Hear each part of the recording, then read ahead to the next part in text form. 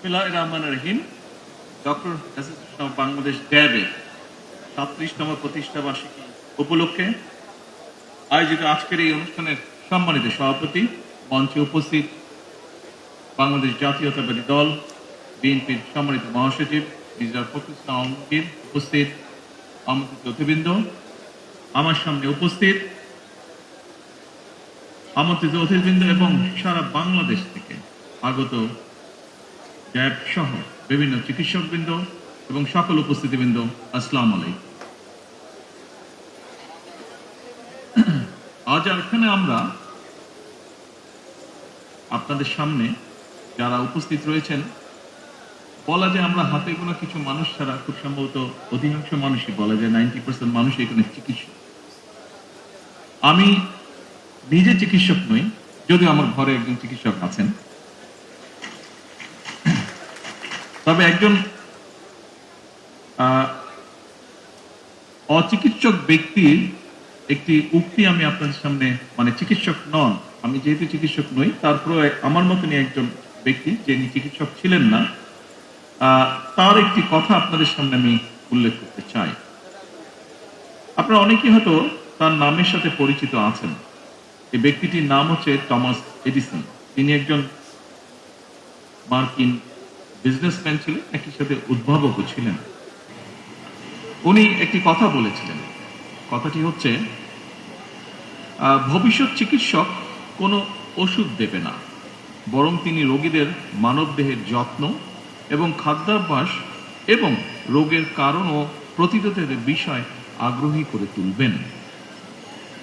উপস্থিতবৃন্দ, Thomas এডিসনের এই চিন্তার সঙ্গে বর্তমান সরকারের স্বাস্থ্যসেবার নীতির একটি মিল হয়তো আপনারা খুঁজে পাবেন।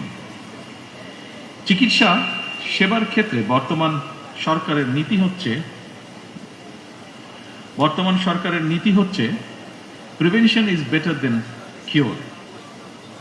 আমরা মনে করি, বর্তমান সরকার মনে করে, মানুষকে যদি শুরুতেই রোগের উৎপত্তির কারণ এবং প্রতিকার সম্পর্কে সচেতন করা যায়, তাহলে খুব সম্ভবত সহজেই অনেক রোগেরই নিরাময় করা সম্ভব।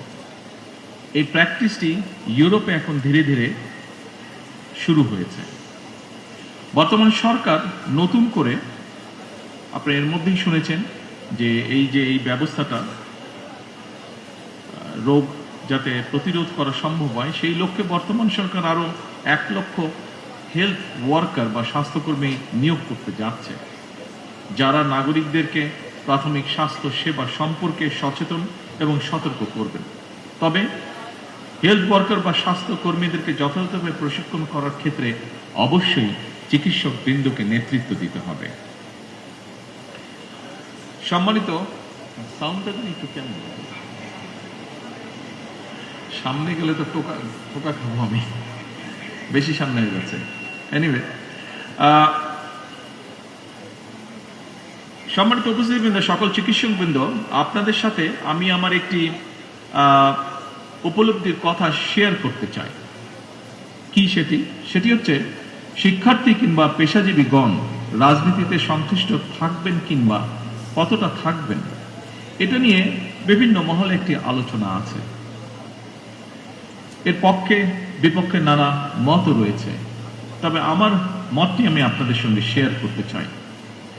একটি গণতান্ত্রিক রাষ্ট্রে যেহেতু রাজনৈতিক সিদ্ধান্ত প্রায় সকল কাজকেই প্রভাবিত করে, সেহেতু শিক্ষার্থী, শিক্ষক কিংবা পেশাজীবী সবাই যার যার মতাদর্শ অনুসারে রাজনৈতিকভাবে সুসংগঠিত থাকবেন বা সচেতন থাকবেন, এটা কোনো অযৌক্তিক কোনো বিষয় নয়। তবে হাততালিটা একটু পরে দিন, পরের লাইনটা বলে নেই, পরের কথাটা বলে নেই, তারপরে হাততালি দিয়ে। তবে এই তবেটাই হচ্ছে ইম্পর্টেন্ট বিষয়। তবে রাজনৈতিক সম্পৃক্ততা যেন নিজেদের পেশাগত দায়িত্ব পালনে বিঘ্ন না ঘটায় বা বিঘ্ন ঘটার কারণ না হয়, সেটি হচ্ছে মোস্ট ইম্পর্টেন্ট। এই ব্যাপারে এখানে উপস্থিত ড্যাবের সকল চিকিৎসক বৃন্দকে আমি সতর্ক থাকার জন্য আহ্বান জানাব। প্রথাগত রাজনীতির বাইরে এসে রাজনীতির গুণগত পরিবর্তন খুব সম্ভবত প্রত্যেকটি সেক্টরে সামগ্রিকভাবে সমগ্র বাংলাদেশে এখন সময়ের একটি কঠিন দাবি বা খুব স্ট্রং ডিমান্ড, এটা আমরা সকলেই সেটি অনুভব করতে পারি, বিশেষ করে 5ই আগস্টের পর থেকে। সম্মানিত সকল উপস্থিতিবৃন্দ, দেশের স্বাস্থ্য ব্যবস্থা এবং চিকিৎসা সেবাকে আরও কার্যকর এবং জনবান্ধব করার লক্ষ্যে আপনাদের পক্ষ থেকে বেশ কিছু প্রস্তাব উপস্থাপন করা হয়েছে। এছাড়াও ডক্টর সুমন আমাদেরকে খুব সুন্দরভাবে একটি প্রেজেন্টেশন দিয়েছে। যে প্রস্তাবগুলো যতটুকু আমি জেনেছি বা যতটুকু আমি জানি, এর মধ্যে হয়তো কিছু বাদ যেতে পারে। যেমন 1 নম্বর, স্বল্পতম সময়ের মধ্যে বিশেষ বিসিএস এর মাধ্যমে 5000 চিকিৎসক নিয়োগ। এরপরে আছে সরকারি, এখনো এটা বাস্তবায়ন হয়নি, আপনারা শুনে যান, আমি একটু বলি রাখি। এরপরে যেটি আছে সরকারি চাকরিতে চিকিৎসকদের বয়সসীমা, আপনাদের যেটি দাবি আছে 32 থেকে 34 বছরে উন্নীত করা। চিকিৎসকদের অবসরের যে বয়সসীমা সেটিও 61 থেকে 65 বছরে উন্নীত করা। চিকিৎসক এবং রোগী উভয়ের নিরাপত্তা নিশ্চিত করতে একটি সময়োপযোগী স্বাস্থ্য সেবা সুরক্ষা আইন প্রণয়ন। এরপরে উপজেলা এবং প্রত্যন্ত অঞ্চলে কর্মরত চিকিৎসকদের জন্য বিশেষ ভাতা প্রণোদনার ব্যবস্থা। এরপরে যেটি আমার মনে আছে সেটি হচ্ছে বেসরকারি খাতে কর্মরত লক্ষাধিক চিকিৎসকদের জন্য একটি সুনির্দিষ্ট ও ন্যায্য বেতন কাঠামো প্রয়োজন। এবং খুব সম্ভবত আরেকটি দাবি আছে, শুধুমাত্র রাজনীতি কেন্দ্রিক না রেখে বিভাগ, জেলা, উপজেলা পর্যায়ে বিশেষিত হাসপাতাল প্রতিষ্ঠা। উপস্থিত সকল চিকিৎসক বৃন্দ, আপনাদের অবস্থান থেকে যদি আমরা চিন্তা করি তাহলে এই দাবিগুলো হয়তোবা খুব একটি অযৌক্তিক নয়। তবে এই ব্যাপারটিও কিন্তু আমাদের সকলের একটু বিবেচনার মধ্যে থাকা উচিত। সেটি হচ্ছে বর্তমান সরকার যখন দায়িত্বভার গ্রহণ করেছে, আমরা একটি ভঙ্গুর রাষ্ট্র পেয়েছি বলা যায়। আমরা পেয়েছি একটি দুর্বল অর্থনীতি, বিভাজিত প্রশাসন, ভঙ্গুর শিক্ষা বা ভঙ্গুর স্বাস্থ্য ব্যবস্থা। সেই অবস্থা থেকে সরকার চেষ্টা করছে সমগ্র দেশকে সফলভাবে ঘুরে যাতে দাঁড় করাতে পারে। সকল উপস্থিতিবৃন্দ, চিকিৎসক ভাই ও বোনেরা, এমন পরিস্থিতিতেও রাষ্ট্র, রাজনীতি, শাসন, প্রশাসনে ফ্যাসিবাদের সুবিধাভোগীরা কিন্তু বসে নেই। সাম্প্রতিক সময় আপনারা নিশ্চয়ই খেয়াল করেছেন, একটি চক্র খুব সুকৌশলে জ্বালানি কিংবা বিদ্যুৎ সেক্টরকে অস্থিতিশীল করার জন্য বেশ সক্রিয় তারা বিভিন্নভাবে বিভিন্ন বিভ্রান্তিকর বক্তব্য উপস্থাপন করছে। সরকার কিন্তু একবারও অস্বীকার করেনি যে বাংলাদেশের বহু মানুষ এই মুহূর্তে বিদ্যুৎ ও গ্যাস সংক্রান্ত বিষয় অনেক কষ্ট ভোগ করছে, আমরা জানি এটি। তবে আমি মাত্র উল্লেখ করেছি, আমরা সামগ্রিকভাবে একটি ভঙ্গুর অবস্থা বা ব্যবস্থা আমরা উত্তরাধিকার সূত্রে পেয়েছি। গ্যাস বা জ্বালানি বা পেট্রোল, সামগ্রিকভাবে জ্বালানি খাতে যেই অপরিকল্পিতভাবে প্ল্যান প্রোগ্রামগুলো গ্রহণ করা হয়েছিল, অথবা বিগত দিনগুলোতে কোনো নির্দিষ্ট মহলকে সুবিধা পাইয়ে দেওয়ার জন্য যে সকল নীতি গ্রহণ করা হয়েছিল, তার খেসারত সমগ্র দেশের মানুষ এবং বর্তমান সরকারকে বহন করতে হচ্ছে। সেজন্যই আমরা এর মধ্যে কাজ শুরু করেছি। আমরা কাজ করেছি যে এই যে অপরিকল্পিত প্ল্যান যেগুলো ছিল, যা আমাদের জ্বালানি খাতকে একটি বিপদের মুখে ফেলে দিয়েছে, কিভাবে সেটিকে সঠিক করে নিয়ে আসতে পারি, আমরা কিভাবে এমন একটি পরিকল্পনা আমরা উপস্থাপন করতে পারি যা বাস্তবায়নের মাধ্যমে এই পেট্রোল বলুন, গ্যাস বলুন বা সামগ্রিকভাবে জ্বালানি খাত বলুন, এর থেকে দেশ এবং দেশের মানুষকে ধীরে ধীরে আমরা সংকট থেকে ধীরে ধীরে আমরা বের করে নিয়ে আসতে পারি। সম্মানিত উপস্থিতিবৃন্দ, সরকার শিক্ষা, স্বাস্থ্য, জ্বালানি সহ প্রতিটি সেক্টরকে স্বয়ংসম্পূর্ণ এবং স্বনির্ভর করতে বাস্তবমুখী পরিকল্পনা গ্রহণ এবং তা বাস্তবায়নের কাজ এরই ভিতরে শুরু করেছে। বাংলাদেশের স্বাস্থ্য এবং চিকিৎসা ব্যবস্থাকে আধুনিক করতে এবং স্বয়ংসম্পূর্ণ করতে সরকার ইতিমধ্যেই প্রথমবারের মতন স্বাস্থ্য খাতে দ্বিতীয় সর্বোচ্চ বাজেটকেও বরাদ্দ করেছে।